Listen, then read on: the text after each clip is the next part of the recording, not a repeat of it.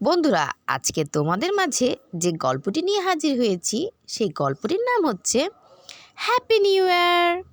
তো গল্পটি শুরু করা যাক। এক শহরে বাস করত নরেন এবং তার স্ত্রী রহিমা। রহিমা সাজগোজ করতে বেশ পছন্দ করত। তারা শহরে চিকেন বিক্রি করত, কিন্তু চিকেনের ব্যবসা ভালো চলছিল না বলে তারা ব্যাগ গুছিয়ে এর পরের দিন সকালে নারায়ণ গ্রামে চলে যায়। সেখানে তারা একটি বাসা ভাড়া নেয়। সেখানে তারা চিকেনের ব্যবসা শুরু করে।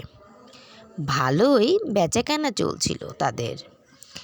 এইভাবে ভালোই আয় হচ্ছিল। একদিন নরেন বলে, সামনে হ্যাপি নিউ ইয়ার, এর জন্য কিছু স্পেশাল বিক্রি করব, কি করা যায়? তখন রহিমা বলে, আমরা কেক বিক্রি করব। এই বুদ্ধিটা ভালো দিয়েছ। কালকে কেক বানানোর জিনিস এনে এরপর কেক বানিয়ে আমাকে খাওয়াবে। এরপর ঠিক করব কেক বিক্রি করব কি না।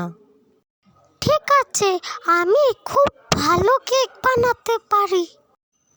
এর পরের দিন সকাল হতেই রহিমা বাজারে যায় এবং কেক বানানোর জিনিস কিনে এরপর বাড়ি চলে আসে। বাড়িতে এসে কেক বানায় এবং নরেনকে খেতে দেয়। দারুণ! কেক খেতে এত মজা। তুমি আগে বলবে না যে তুমি কেক বানাও? তাহলে আমি আগের থেকেই কেকের ব্যবসা করতাম। যাই হোক, আরও কয়েকটা কেক বানাও, কালকে বিক্রি করতে যেতে হবে তো। এরপর রহিমা কেক বানাতে শুরু করে। তার ঠেলায় লেখে হ্যাপি নিউ ইয়ারের জন্য কেক বিক্রি। এইভাবে তাদের ব্যবসা ভালোই চলছিল। একদিন নরেনের ঠেলাতে কেক নিতে এক মহিলা আসে।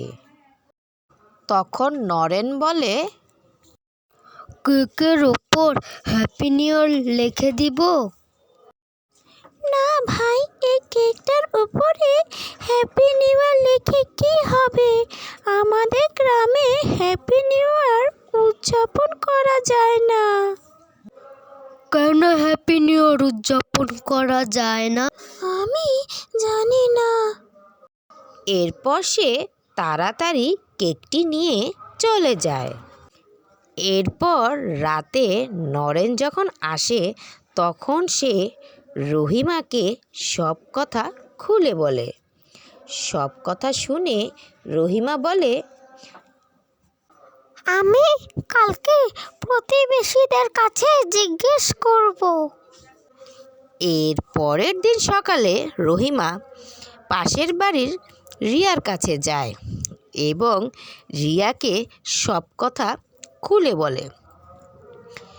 রিয়া সব কথা শুনে বলে, আরও 4 বছর আগে এই গ্রামে একজন মেয়ে থাকতো। নাম তার মারিয়া।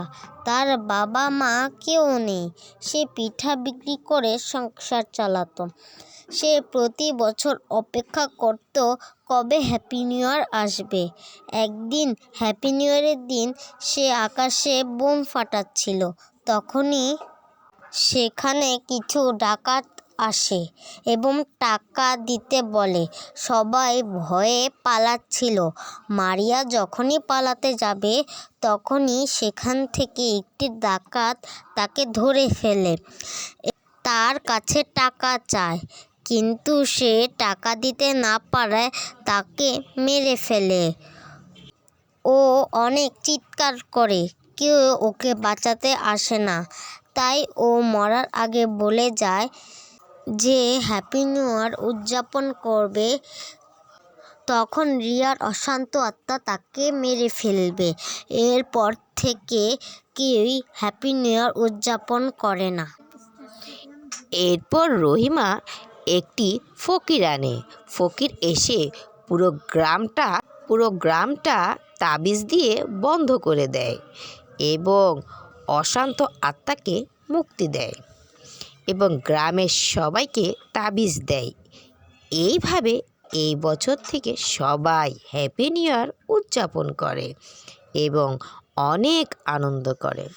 বন্ধুরা, গল্পটি তোমাদের কেমন লাগলো? গল্পটি যদি তোমাদের ভালো লেগে থাকে এখনই আমাদের চ্যানেলটি সাবস্ক্রাইব করে দাও। আল্লাহ হাফেজ। আসসালামু আলাইকুম।